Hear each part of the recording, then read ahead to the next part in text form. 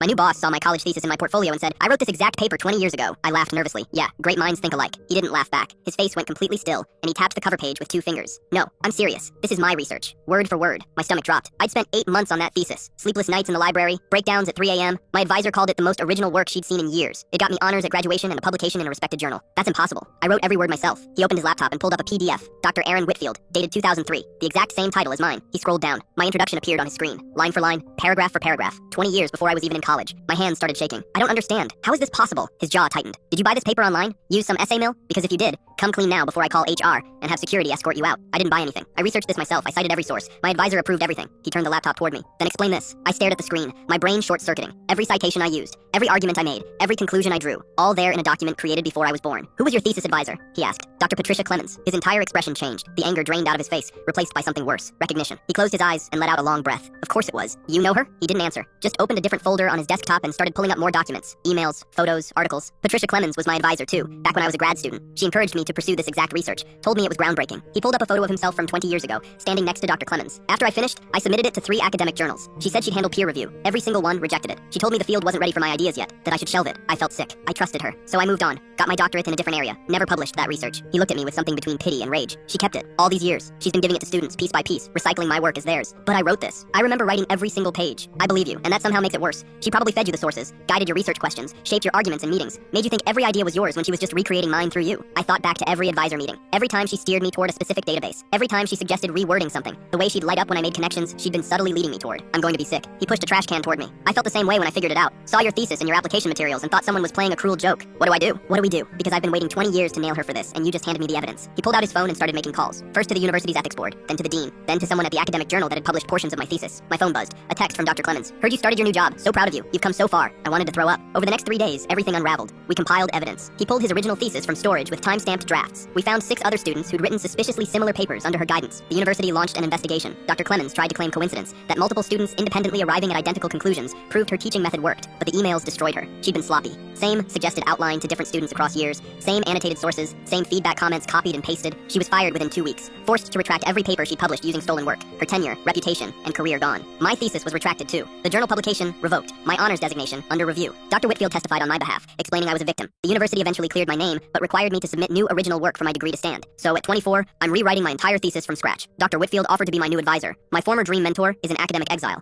and my boss is helping me rebuild everything she destroyed. The worst part? I still remember the pride I felt defending that thesis. The validation when it got published. All of it based on work that was never mine. Dr. Whitfield told me something last week that stuck with me. "You're a better researcher than I was at your age." Clemens saw that. That's why she used you. But this time, when you write it, every word will actually be yours. That's worth more than any stolen honors. He's right. But damn if it doesn't still hurt.